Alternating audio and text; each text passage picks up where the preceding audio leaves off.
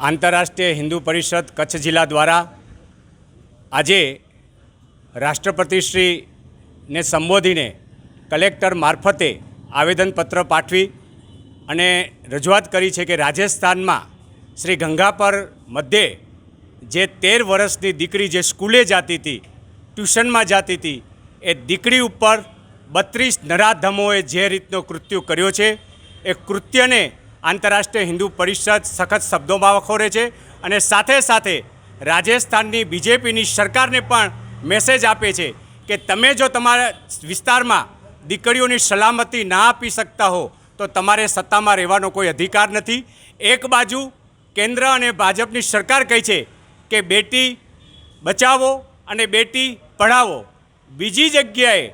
નાની નાની દીકરીઓ જ્યારે ભણવા માટે સ્કૂલમાં જતી હોય, ટ્યુશનમાં જતી હોય અને એના ઉપર જો આવા કૃત્યો થતા હોય તો હું તો કહું છું કે આ 32 નરાધમોને ફાંસીની સજા,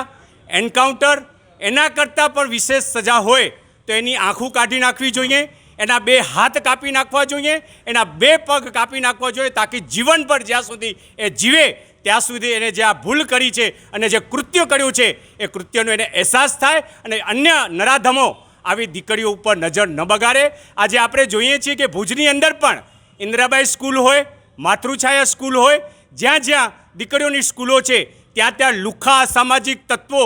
કૂતરા જેવા વરુઓ ત્યાં અડ્ડાઓ જમાવીને બેઠા હોય છે, ત્યાં કોઈ પોલીસ જતી નથી રજા પડે ત્યારે। એટલે આપના માધ્યમથી હું પશ્ચિમ કચ્છના એસપી વિકાસ સુંડા સાહેબને પણ કહું છું કે જે તે વખતે પોલીસ બંદોબસ્ત રાખતા હતા એ બંદોબસ્ત ફરી એકવાર જ્યાં જ્યાં દીકરીઓની સ્કૂલો હોય ત્યાં કને બંદોબસ્ત રાખે, તાકી આવા નરાધમો અને વરુ જેવા ઝાલા છોકરાઓથી આવી નાની દીકરીઓ બચી શકે। મને દુઃખ સાથે કહેવું પડે છે કે કેન્દ્રમાં ભાજપની સરકાર છે અને રાજસ્થાનમાં ભાજપની સરકાર છે, એટલે મહિલા સંગઠનો બધા બેસી ગયા ઘરમાં। ભાજપ મહિલા મોરચો દિલ્હીમાં જ્યારે નિર્ભયા કાંડ થયો ત્યારે રસ્તા ઉપર ઉતરી આવ્યા હતા, કેન્ડલ માર્ચ યોજી હતી, શ્રદ્ધાંજલિના કાર્યક્રમ રહ્યા હતા, કલેક્ટરશ્રીને આવેદનપત્ર પાઠવવા આવ્યા હતા। મને તો અચરજ લાગે છે કે શું આ નાની દીકરી નથી, એ કોઈ પણ સમાજની દીકરી હોય જો એના ઉપર આવો કૃત્ય કરતા હોય તો દરેકે રસ્તા ઉપર આવવું જોઈએ ને દીકરીને ન્યાય મળે। દીકરીએ તો આ દુનિયા છોડી દીધી છે, પણ આવનારા સમયની અંદર આંતરરાષ્ટ્રીય હિન્દુ પરિષદ દ્વારા